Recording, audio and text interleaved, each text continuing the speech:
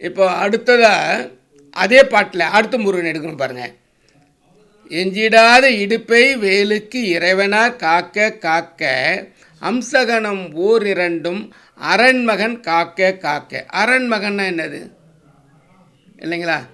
சுவாமி சுப்பிரமணிய வேஷத்தில் 10வது வினாவிடையில் கொடுக்குறாரு. சுப்பிரமணிய வேஷம் 10ல் அரண்மகன்னா என்னது அப்படின்னு கொடுக்குறாரு. அப்போது அதில் ஹரன், அரண்னாக ஹரன்னு பேர்.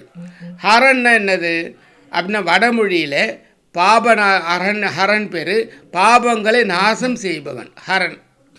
அப்போது பாபங்களை நாசம் பண்ணணும், காலி பண்ணி காட்டணும். அப்போது எப்பொருளுக்கும் இறைவன் ஹரன்னு பேர். 2 விஷயம் கொடுக்குறாங்க. எப்பொருளுக்கும் இறைவன் ஹரன், பாபங்களை நாசம் செய்பவனும் ஹரன். அதே சமயம் அவருடைய நெற்றியிலிருந்து வர்றது யார் முருகன் வர்றதுனால உதிக்கிறதுனால, நெற்றி கண்ணிலேருந்து உதிக்கிறதுனால ஹரன் மகன் அப்படின்ற பேர் சிவனுக்கே தான் ஹரன் மகன் அப்படிங்கிற பேரில் வருதான்.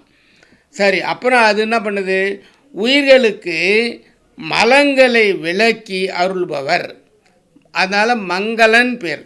மங்களநாதன்னு மாணிக்கவாசர் உத்தரகோச மங்கையில் கும்பிடுறாருன்னு நினைக்கிறேன். அந்த மங்களம்னு ஒன்று வச்சுருப்பாங்க. அந்த மங்களநாதனுடைய மகன் அப்படின்னு சொல்லி இந்த பொருளை காணாது எந்த உயிரும் முக்தி பெற முடியாது.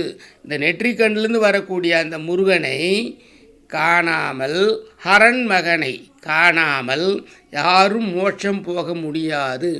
எஞ்சிடாத இடுப்பை வேலுக்கு இறைவனார் காக்க காக்க அம்சகணம் ஓரிரண்டும் ஹரன் மகன் காக்க காக்க. அடுத்த பாடலை அடுத்த முருகனை நாளை சிந்திப்போம்.